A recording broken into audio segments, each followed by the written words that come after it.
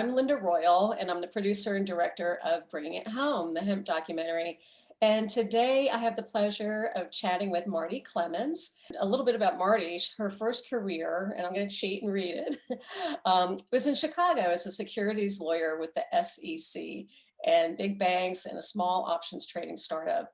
She left corporate America, got married, and split her work time as a yoga teacher and a corporate lawyer for a financial technology company. She eventually opened her own yoga studio.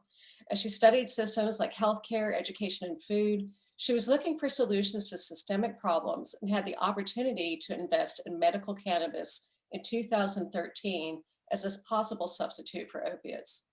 Her family moved to Durham in 2015, and as she was looking at what was going on in cannabis in North Carolina, she discovered it was hemp. And she started volunteering with the North Carolina Industrial Hemp Association, was elected president, and then eventually appointed chair of the board.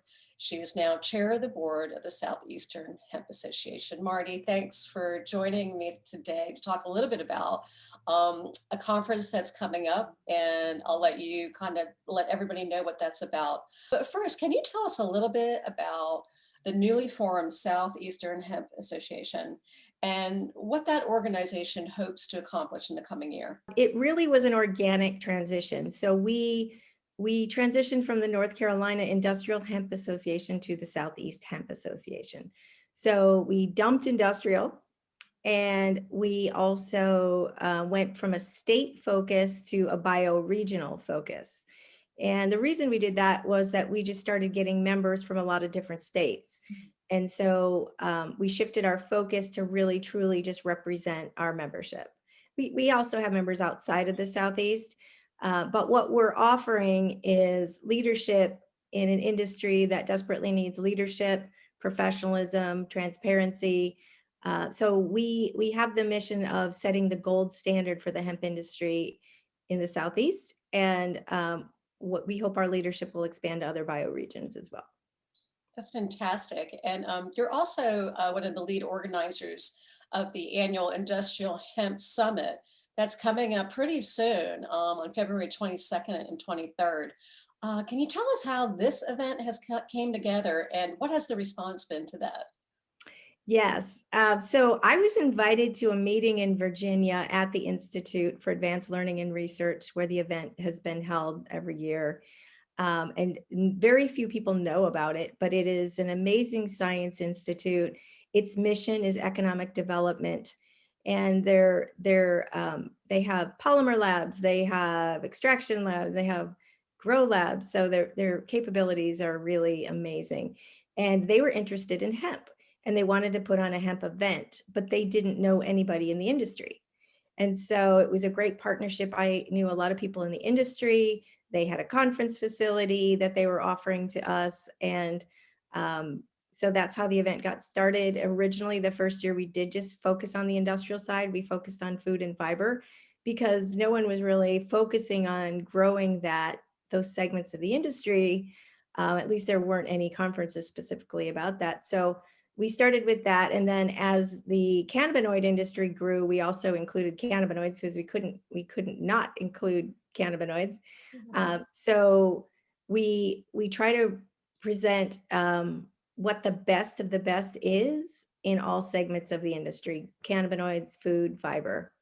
Tell us about this year's conference a little bit, some of your specialist speakers, and maybe some topics that you're going to focus on a little bit more. Yes. So this year it will be a virtual event because of COVID. And a lot of people I talked to said that our event was the last one they got to attend last year before COVID really shut everything down. And I was the last hug. So we will miss all of that this year. But the integrity and the intention of the conference is the same. And we're bringing it online.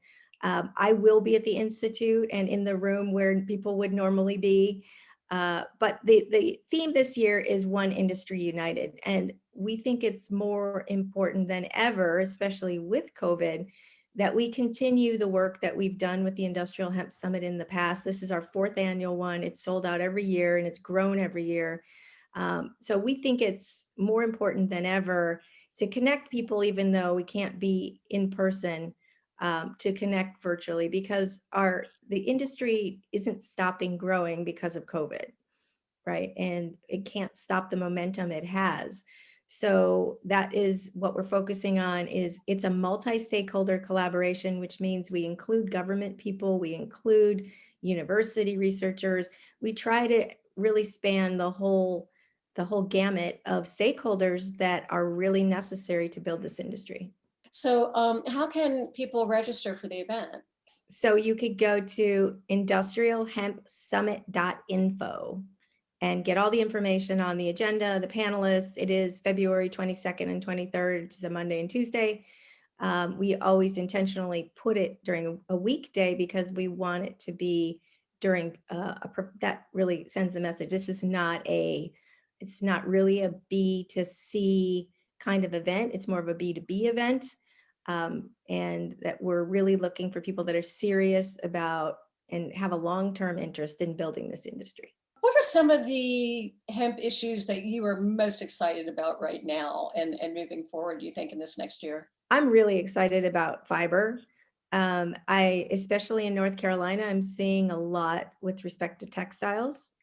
I think we're going to have at least a few groups trying to do the big industrial scale decortication for fiber, which is what we need in the industry if we're really going to be a serious industry. So, building on the work that's been done by some of the pioneers in the hemp industry, I really think this is our year with the confluence of a lot of things coming together with sustainability and climate change and policy. I think we could see some real advances in the industry this year. People just assume there's one kind of hemp, and it's right now they're associating it with cannabinoids because they know about CBD, but they don't know really about hemp for fiber or hemp for food, that they're different kind of plants. Yeah. There is so much to learn, and all of it is incredible, really, how much the plant can do. So that's why we really do hope that people will sign up for the conference this year. And again, it's the fourth annual Industrial Hemp Summit coming up. And can you please give that website one more time where people can register? Industrialhempsummit.info. Great.